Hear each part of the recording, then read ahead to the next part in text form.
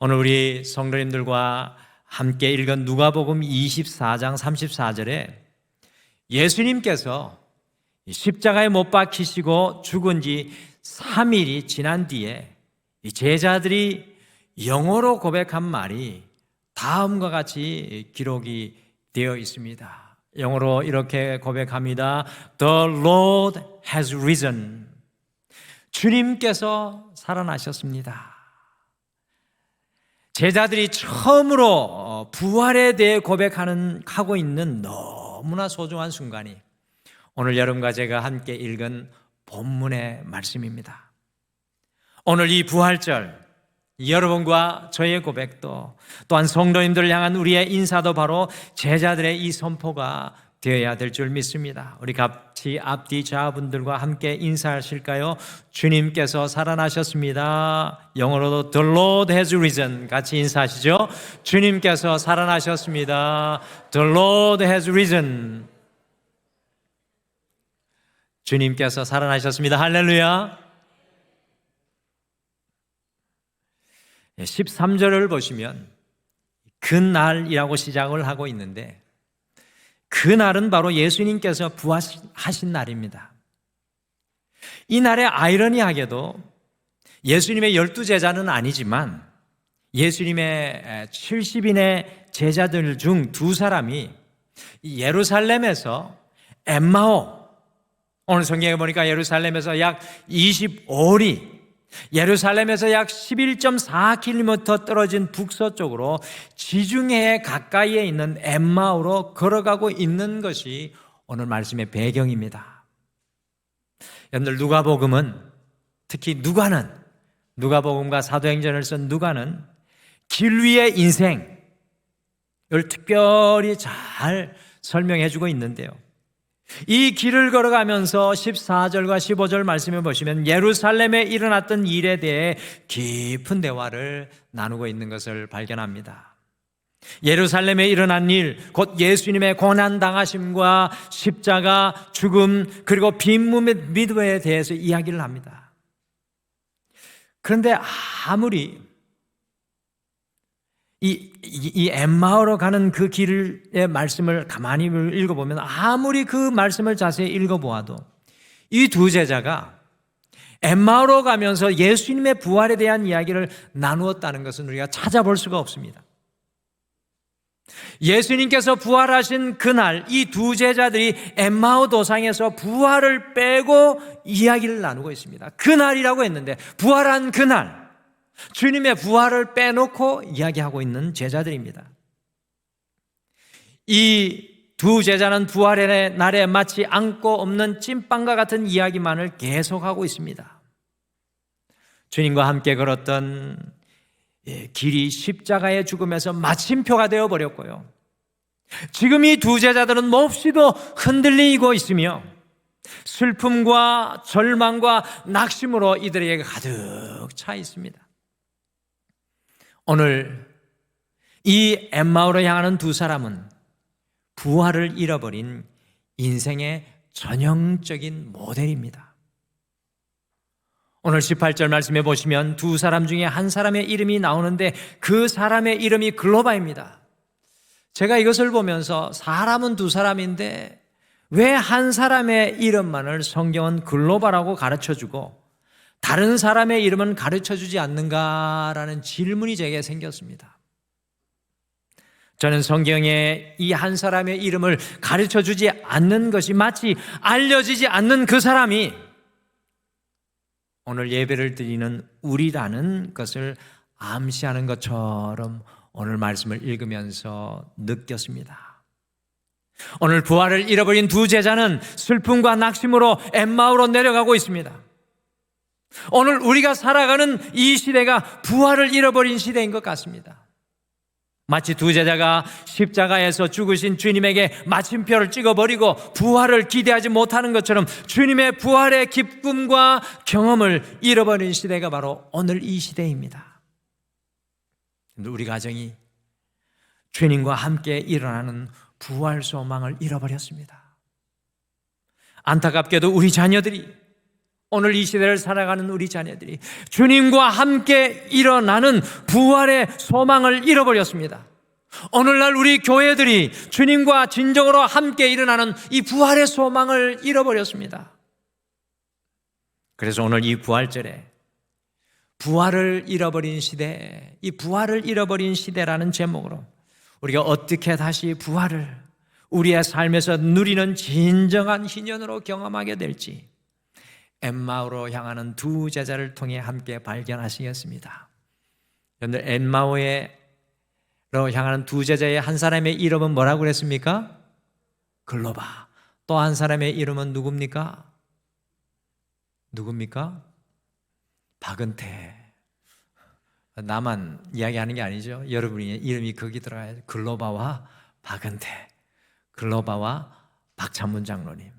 이렇게 오늘 이 부활의 소망을 어떻게 회복해야 되는가? 오늘 이 부활절 예배의 말씀의 주제입니다. 부활을 잃어버린 우리의 삶 속에 주님의 부활의 기쁨이 진실로 임해서 여러분과 제가 주님과 함께 다시 일어나게 되기를 간절히 축복합니다. 주님과 함께 일어나게 될 줄 믿습니다. 우리 동마루 50전이는데 주님과 함께 부활하는 놀라운 교회가 될 줄 믿습니다. 할렐루야. 여러분들, 부활을 잃어버린 시대는 예수님의 이야기가 필요합니다. 오늘날 우리가 살아가는 시대는 모두 다 자기 이야기를 하면서 살아가는 시대인 것 같습니다. 그래서 요즘 유튜브 많이 보시죠. 텔레비전보다 유튜브를 더 많이 보시는 것 같은데, 유튜브를 보면은 자기가 살아가는 일상과 삶을 담아가지고 자기의 이야기를 많은 사람들에게 들려줍니다. 오늘 이 시대를 쉽게 표현하면 자기의 이야기가 충만한 시대입니다. 제가 가까이 지내는 목사님, 참 좋아하는 목사님인데 한 가지 이해 안 되는 게 있어요. 이분은요, 제게 시간이 있으면 전화를 합니다. 그리고는 잘 지내십니까? 라고 한마디 던져놓고 제 대답은 듣지도 않고 당신의 이야기를 장황하게 이야기를 이어가면서 이러쿵 저러쿵 그냥 전화 놓고 있어도 됩니다. 마지막에 그리고는 잘 지내라고 하고 전화를 끊습니다. 그렇게 자기 이야기만 할 거면 왜 전화를 도대체 하는지 이해할 수가 없습니다. 우리 교회에도 그런 분들이 혹시나 계십니까? 아닌 것 같이 시침이 되고 계시는데, 네. 부활을 잃어버린 시대의 특징이 자기 이야기만 충만한 겁니다. 근데 오늘 부활을 잃어버린 두 제자들이 슬픔과 낙심으로 엠마오로 내려가면서 부활을 누리는 인생으로 회복되는 한 가지 중요한 일을 하고 있습니다. 같이 누가복음 24장 19절 말씀을 같이 읽겠습니다. 19절 같이 읽겠습니다. 시작. 이르시되 무슨 일이냐? 이르되 나사렛 예수의 일이니 그는 하나님과 모든 백성 앞에서 말과 일에 능하신 선지자이거늘. 엠마오로 향해 가는 두 사람이요, 부활을 잃어버린 전형적인 모습이지만, 여러분과 제가 부활을 잃어버린 그 중에 또 한 사람이지만, 이 두 사람에게서 우리가 꼭 본받아야 하는 것이 있습니다. 우리가 결단코 놓치지 말아야 할 것이 있는데, 그것이 무엇입니까? 이 두 사람은 부활을 이야기하지 못하는 부활을 잃어버린 사람들이기는 하였지만요, 이 사람들은 끝까지 예수님의 이야기를 슬픔과 절망과 낙심의 현장에서도 함께 나누고 있다는 사실입니다. 부활을 잃어버린 시대는 우리 자신의 이야기가 아니라 우리 주 예수님의 이야기가 필요한 줄 믿습니다. 우리의 엠마오 도상에서 슬픔과 낙심의 장소에서 예수님의 이야기를 할 때 주님께서 일으키시는 놀라운 부흥의 역사가 시작됩니다. 여러분들, 오늘 예수님께서 가룟 유다를 제외한 11명의 제자들에게, 그리고 다른 70명의 제자들에게 나타나지 않고 오늘 왜 이 무명 이름 없는 이 두 사람에게 부활하신 예수님께서 함께 하신 것입니까? 부활하신 첫날 왜 이들에게 함께 하신 것입니까? 그것은 바로 이 두 사람이 끊임없이 예수님의 이야기를 나누니 그곳에 주님이 찾아오신 것입니다. 늘 믿으시길 바랍니다. 끊임없이 예수님의 이야기가 나누어지는 것에 주님이 찾아올 줄 믿습니다. 그래서 어떤 역사를 일으킵니까? 누가복음 24장 27절 말씀 같이 읽겠습니다. 시작. 이에 모세와 모든 선지자의 글로 시작하여 모든 성경에 쓴 바 자기에 관한 것을 자세히 설명하시니라. 아멘. 할렐루야. 우리 등마루교회가 이와 같은 교회가 되기를 소원합니다. 예수 그리스도의 이야기가 우리 안에 넘쳐나고 넘쳐나서 그리스도의 예수가 우리 가운데 찾아오셔서 주님의 이야기를 자세히 설명하는 교회가 되기를 원합니다. 인생의 고통과 슬픔의 엠마오 도상에서도 주님의 이야기를 하는 그 사람들에게 주님께서 찾아오셔서 성경의 계시를 우리의 인생 가운데 풀어주신다는 겁니다. 앞에 화면에 보시면 로버트 준투가 그린 엠마오로 가는 길이라는 성화가 있습니다. 주님께서 엠마오로 향하면서 슬픔과 낙심으로 부활을 잃어버린 그들에게 주님의 이야기를 들려주면서, 여러분들 그림에 보면 주님께서 하늘을 가리키면서 두 제자 중간에 서서 주님의 말씀을 풀어주고 있습니다. 부활의 기쁨을 다시 누리도록 돕고 있습니다.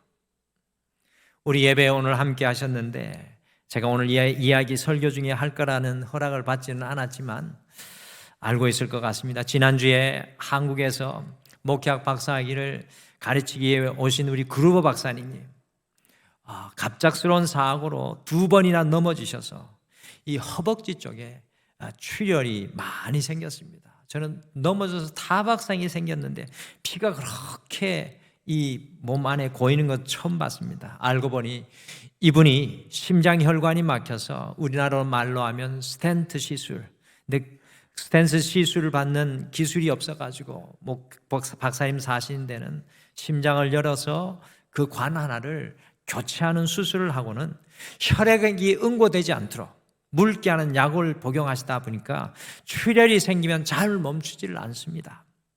그런데 그 이후에 이상하게 맥박과 혈압이 정상입니다.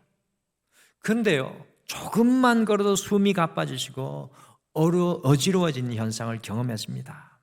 그래서 제가 포미저 병원, 저 염창역 앞에 있는 그곳에 모시고 가는데 깜짝 놀랐습니다. 이분이 한국에 와서 거의 7km를 혼자 한강에 걸으시는 분인데 이분이 저기 포미저 병원까지 가는데 10번을 쉬셨어요. 그래서 피 검사를 해보니까 헤모글로빈 혈액 수치가 10이 정상되어야 하는데 6.85로 낮아져 있었습니다. 극도의 비전이 찾아와서 산소 공급도 잘 안 되고 어지러웠던 것입니다. 그래서 어떻게 치료를 받아야 하는지 물어보니까 수혈이나 철분 주사를 맞아야 하는데 4월 12일에 미국으로 귀국하기 위해서는 철분 주사로는 수치로 못 올린다는 것입니다.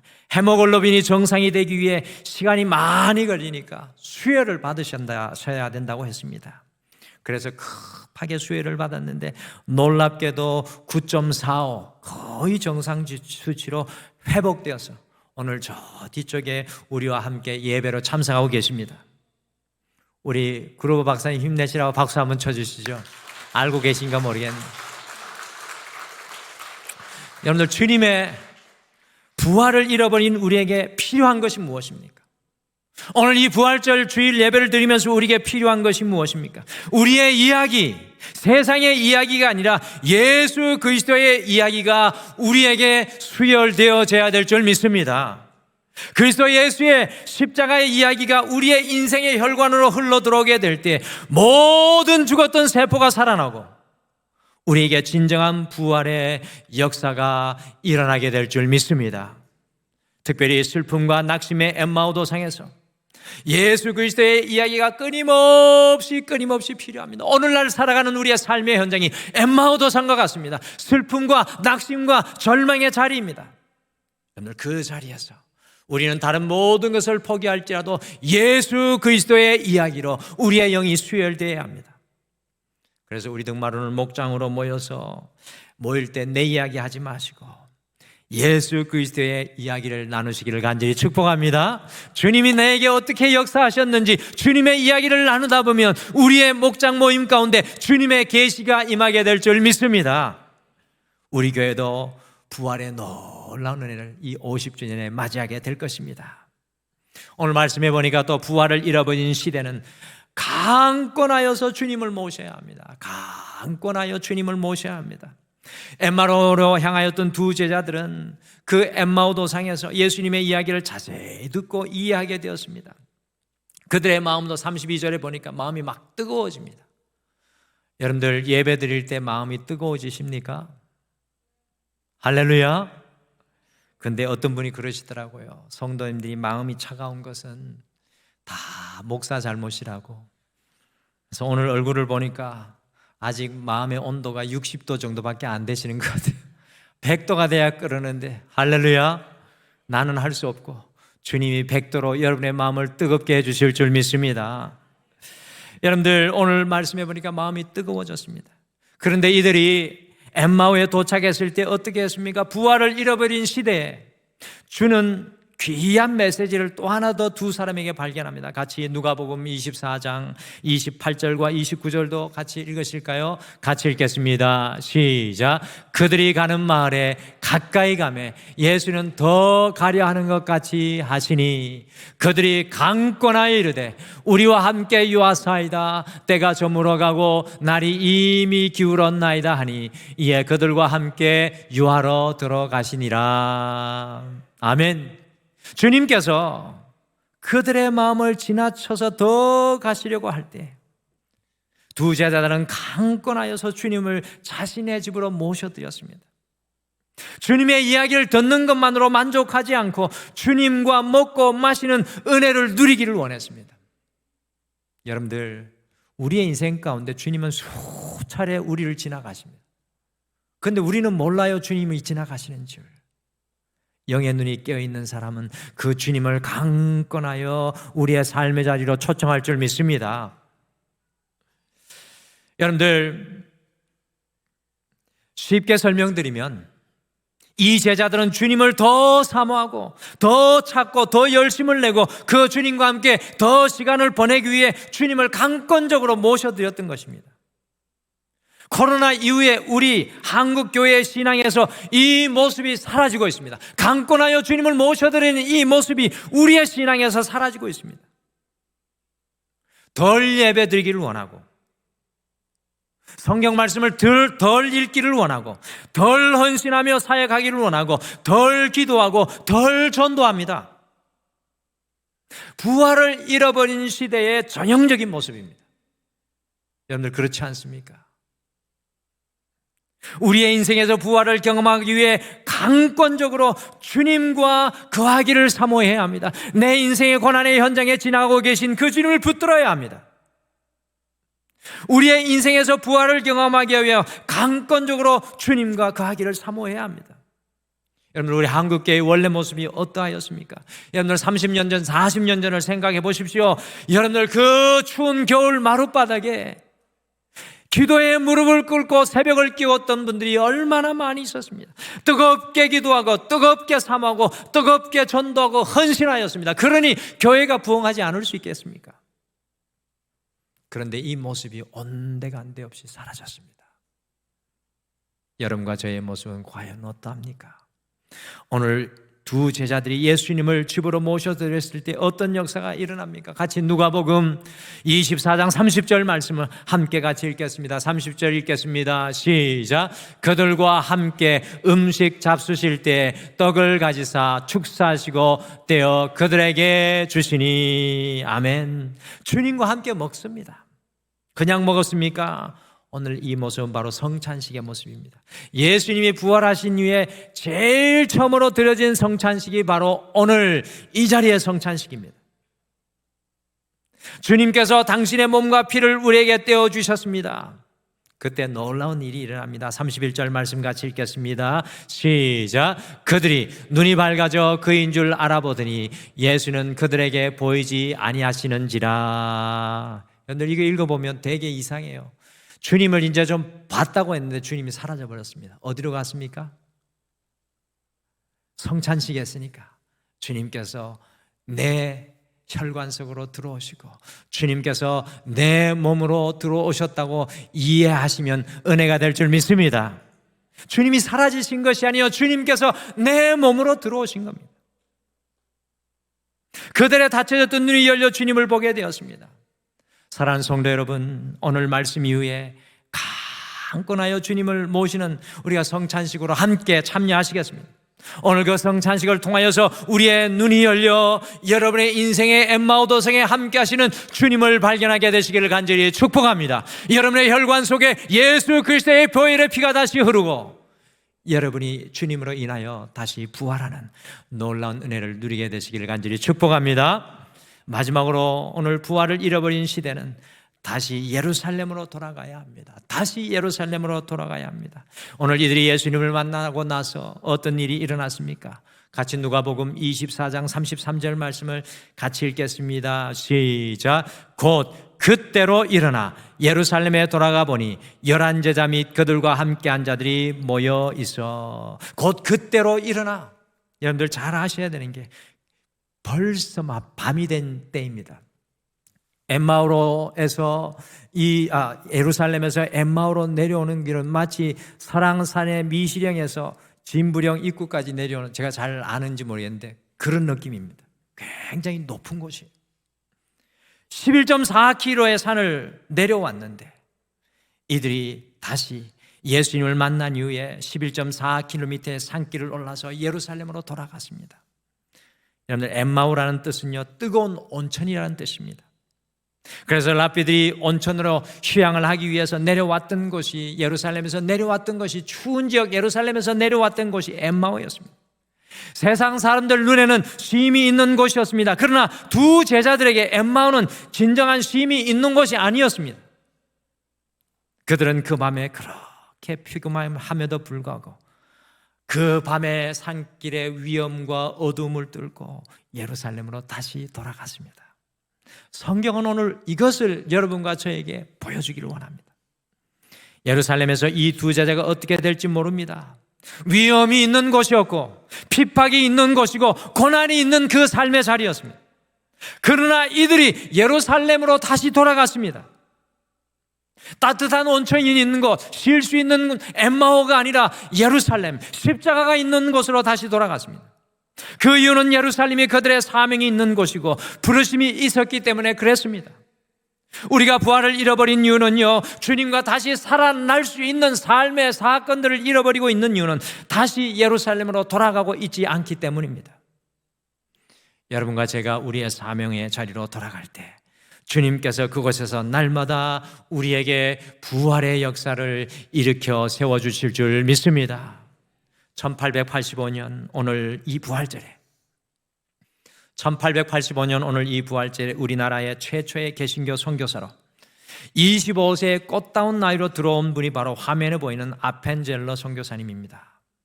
우리나라 최초의 개신교 선교사님입니다. 언더우드와 함께 들어왔던 우리 아펜젤러 선교사님입니다. 이분이 11년을 그 낙후된 조선시대에 살다가, 대한민국도 아니고 낙후된 조선시대에 살다가 11년 만에 미국의 안식년을 맞아서 고국을 방문하고 가정에 돌아갔습니다. 그때 아펜젤러 선교사님이 그 아들을 보고 아버지가 한 말이 기록되어 있습니다. 아펜젤러 선교사님의 아버지가 아들에게 이렇게 말했습니다.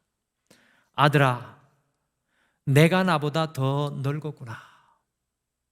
얼마나 많이 고생을 했으면, 아들아, 내가 나보다 더 늙었구나. 이제 되었다. 나와 함께 여기서 살자꾸나. 그때 아펜젤러 선교사님이 말했습니다. 하늘나라는 미국이라고 가까운 것도 조선이라고 먼 것도 아닙니다. 나는 조선에서 살다가 조선에서 죽어 하늘나라에 가겠습니다. 우리 한국의 기독교에 반석을 놓았던 분의 고백입니다. 이분이 그리고 돌아와서 조선에서 사역한 지 17년째 되는 해에 목포로 항해 가는 배를 타고 가다가 그 배가 침몰을 했는데 수영을 하지 못하는 한국 학생들이 죽어가자 그 두 학생을 건져내고 한참 일하는 나이에 1912년에 목포 아파다에서 이분이 그의 생을 마감했습니다. 정말 안타깝지만 여러분들, 그분의 순교 위에 한국 기독교 교회가 이렇게 세워지고 부활의 은혜를 누리게 된 줄 믿습니다. 1950년 전 세계에서 가장 가난한 최빈국인 우리나라가 오늘날 보는 것과 같이 다른 어떤 나라보다도 실물 경제의 수준은 부유한 나라로 세워지게 되었습니다. 부활했습니다. 사랑하는 성도 여러분, 진정한 부활은 우리가 돌아가야 할 예루살렘으로 돌아가야 일어날 줄 믿습니다. 마지막 날 부활은 당연히 일어날 것이지만 지금 우리의 삶의 현장에서 진정한 부활은 주님께서 나를 보내시는 예루살렘으로 다시 돌아가셔야 됩니다. 여러분께 마지막으로 질문 드립니다. 우리가 돌아가야 할 그 사명의 땅 예루살렘은 과연 어디입니까? 지금 이 시간이 밤의 순간일지라도, 지금 이 순간이 내 인생의 슬픔과 낙심의 순간일지라도 여러분이 다시 돌아가야 할 예루살렘은 어디입니까? 등마루가 이 50주년 다시 돌아가야 할 예루살렘은 어디입니까? 주님의 부활을 잃어버린 우리에게는 기억하십시오. 우리의 삶의 현장에 예수님의 이야기가 필요합니다. 이번 한 주 여러분의 삶에 예수님의 이야기가 여러분의 세포를 깨우기를 원합니다. 주님의 부활을 잃어버린 우리는 강권하여 주님을 우리의 삶의 현장에 다시 모셔야 합니다. 주님과 함께하기를 원합니다. 부활을 잃어버린 우리는 다시 예루살렘으로 돌아가야 합니다.